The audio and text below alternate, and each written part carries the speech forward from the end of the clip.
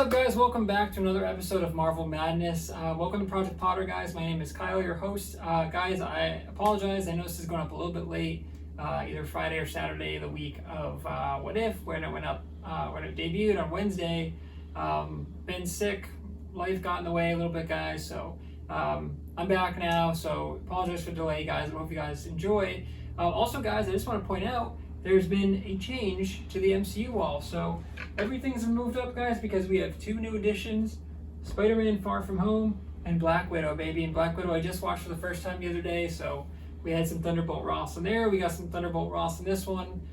I'm not a huge fan of Thunderbolt Ross, but either way, guys, thanks for checking out Project Potter. This is our MCU What If in Review Disney Plus series. Appreciate you guys stopping by and listen to my thoughts here, guys. It's a quick recap of the episode. Strongest character, weakest character, score out of 10. And that's pretty much it. If you guys haven't been to the channel before, welcome.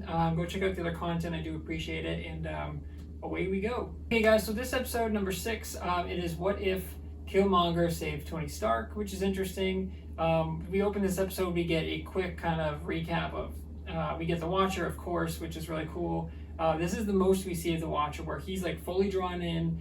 He's got like clothes on, dude. This is really cool. The Watcher has been like slowly coming closer and closer, so I think we're gonna get maybe something, him playing into the larger MCU, similar to like how the TVA is probably gonna play into the MCU. So we'll see, but I hope that they do find some way to tie this in to the live action stuff at the end there, because it's kind of felt like one-off things right now, but the Watcher has been obviously kind of guiding us through that journey. Jeffrey Wright's been great as a narrator, but he is coming closer and closer. So like I said, guys, we do get a quick recap of kind of Tony's journey, where we get the iconic moments where it opens up just like Iron Man 1 does, where they're in the Humvees and Tony, they get ambushed there, and it's like the enemies are using Stark Industries to go after them.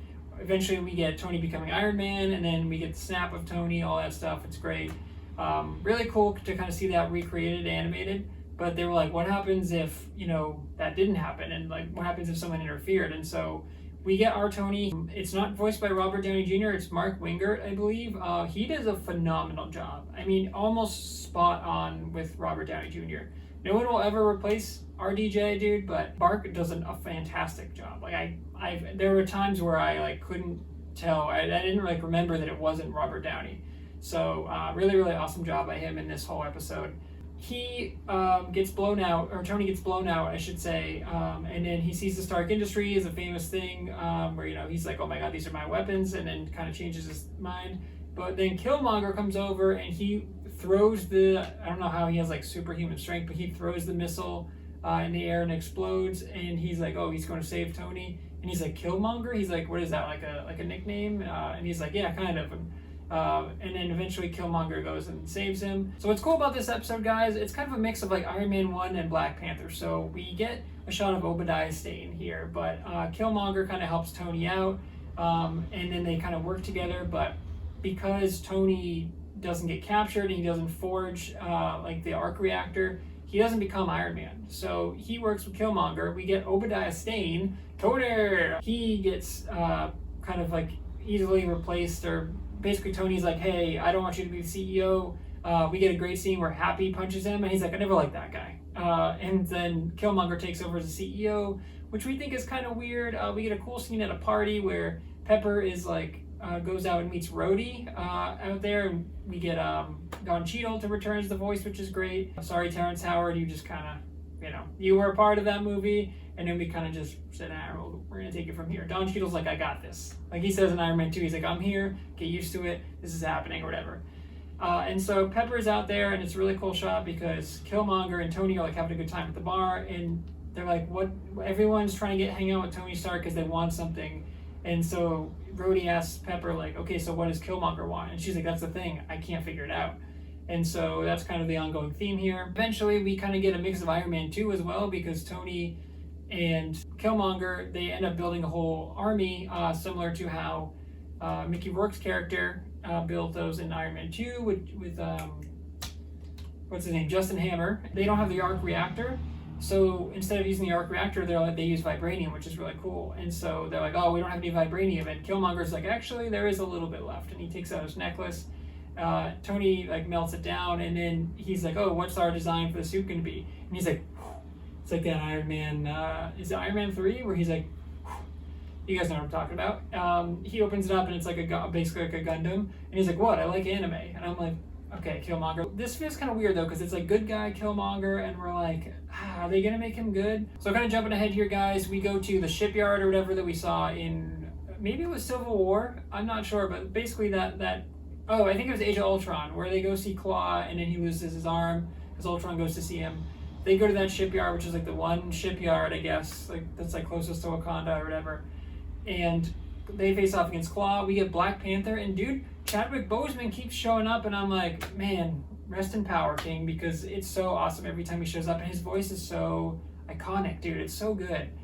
So we thought we were done with Chadwick after the Star-Lord episode, and then I think he showed up again one of the other episodes, and then he shows up again here, and I'm like, dude, I love him. And Black Panther's awesome in the scene where he's going through, and it looks just like the movie, and he's taking out guys one by one. But then Killmonger shows up with like a sound wave thing or whatever, and it like hurts him, and I think it ends up killing Black Panther, and then it ends up hurting the other guy too. But basically, Killmonger takes them both out, and then he takes Black Panther's gloves, and he's like, I can get used to this. And Michael B. Jordan returns as Killmonger, and dude, he's awesome. He's one of the best MCU villains in the entire series, so the entire franchise, I should say. So he takes the stuff, and then he works with Claw a little bit, but then he ends up killing Claw, and then that's how he gets into Wakanda, because Claw shows him the entrance to Wakanda. They're like in the jungle, and he's like, the shield comes up, and he's like, this is Wakanda, huh? He's like, yeah. And then he's like, Wakandans are full of surprises. And then Killmonger turns on him. He goes, yeah, right, they are full of surprises. And he shoots Claw.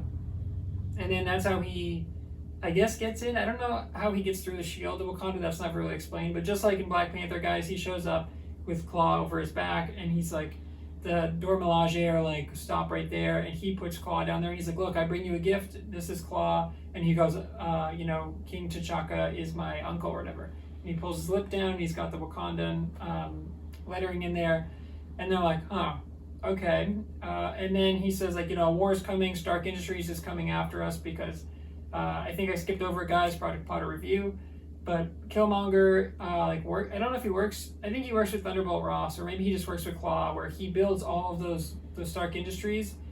After he kills Tony, he builds all of the big Gundam like machines, basically. Again, like Mickey Rourke did or Justin Hammer tried to do. They take over, because he's CEO or something, he takes over for Stark Industries, and Pepper is like, are you kidding me? And but like basically Killmonger's in charge of Stark Industries now. So he does that to kind of confuse Wakanda, where he comes in through the shield, and he's like, okay, what we can do is take over those Stark Industries droids. If we let them in here, let the shield down, let them in, we can disable their like core or whatever. And they're like, yeah, but then we're letting them into our city, how can we trust that? And he's like, believe me, like, we can trust it or whatever.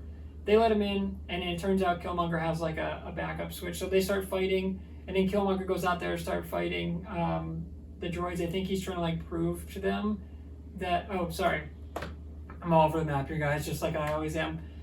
So he lets them in, they shut him off, and then that's how Thunderbolt Ross loses control of them, and it's like offline. He's like, what's going on here? He's like, get me control.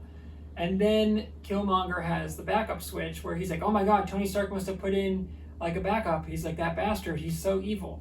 But he turns it on because he's got like a little like car alarm thing, where I'm like, bro, nobody knows that.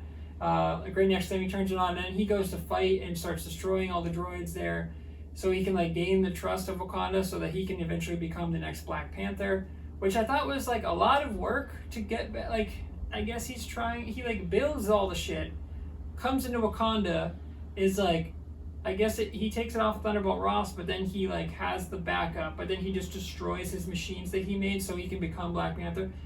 I get it. It's just kind of weird, but we get obviously the cool scene where he gives him the purple liquid or whatever, and he goes back into that gorgeous, probably my favorite scene for Black Panther, like landscape, and there's 3 Black Panthers up there, and one of them comes down, and it's Chadwick, or T'Challa, I should say, and he's like, was it worth it, brother? He's like, you took my powers from me. He's like, these powers will not treat you the same as if you rightfully earned it or whatever. And we get a really cool shot of Killmonger's Black Panther suit, which is with the gold really, really cool, awesome stuff. But eventually, at the end here, guys, Shuri says, because Tony dies, so we didn't get Tony. Sorry, another Project Potter moment here.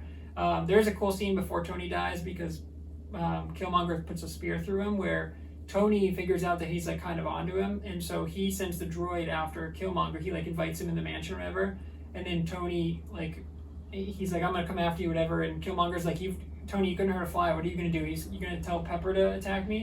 And he's like, no, something better, and he takes out the droid, and it's cool because he's like controlling it. So we don't get Iron Man obviously because he never creates the arc reactor. We do get a hilarious line where he's like, how can we build these things? He's like, wait, what if we shrunk down an arc reactor? And he's like, nah, stupid idea. And it's like, yeah, the droid goes after Killmonger, then Killmonger takes him down. I think Tony's like surprised, and then Tony ends up like spear in the shoulder, which ends up killing him.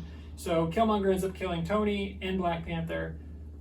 And I think that's it, but he's blaming it each time on Stark Industries, or he's like framing it in a way that it's not his fault. He's just manipulating everyone, dude, which makes him a badass villain where he was already a badass villain in the MCU. So I liked it, but again, it was a lot of work. But basically at the end here, guys, Pepper and Shuri comes up with like some evidence or some video footage where she's like, oh, Tony Stark is not the only genius here. And basically they found out that they have evidence to frame Killmonger, and so they're going to go after him. But the episode just like abruptly ends, and I was like, all right, I guess that's it. Okay, guys, the strongest character for this one, dude, it's got to be Mark Wingard as Tony Stark. I almost said as Robert Downey Jr. He was so convincing to me as Iron Man. I think he does Tony Stark in one of the smaller side like animated Marvel shows, so it makes sense that he's really good at it. But he was nailing like the mannerisms, the dialogue was so well written in this one, where I was like, again, you can never replace Robert Downey Jr., but this was such a good substitute that I was like, okay, I can see how they could use some sort of live action. Might be different because you can't like model him the same, but if Robert Downey doesn't want to do Iron Man's voice, you can, in the future, you can replace him with Mark Wingard to some extent. So I thought he was excellent. I thought Tony's character was amazing. To see him as the playboy billionaire, because they say, you know, what are you if you take off the suit? Playboy billionaire, philanthropist. Like, we got to see all that, and that was really cool. And Tony's still a super smart guy, even without the suit. So that was fun to explore that.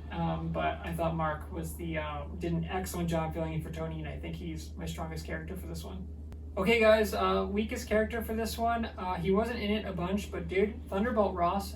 How am I supposed to care about Thunderbolt Ross, dude?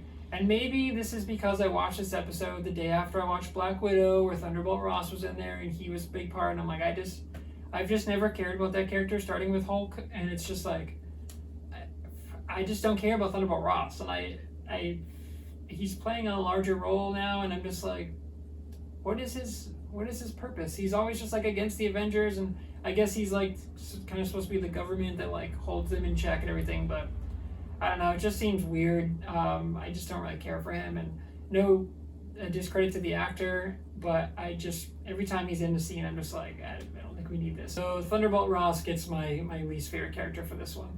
Okay, guys, that brings us to the score. One thing I want to say before I score this, the only problem I have with this series so far, as we're 6 episodes in now and there's only 3 left, I think we're getting a season 2 of What If, but either way, the problem is that these feel a little inconsequential to me, where the abrupt endings are weird, but also just like, I'm like, oh, this is cool, but I would have much rather had a story from the start with Captain Carter, where it was like, this is our universe now, and Captain Carter's going to kind of go through that. Instead, it seems like we're getting all these different universes, which is cool, but I wish somehow that these would have happened within one. So like, I wish Doctor Strange would have happened in the same universe as Zombies, but I guess the Zombies one kind of sticks out. I don't know, I would have liked a more coherent story. I like a multiverse, but it just seems like I'm finding myself struggling to care about these stories, because I'll be like, oh, that was a cool 30 minutes, but then I'm like, okay, but it doesn't change like our Tony Stark, or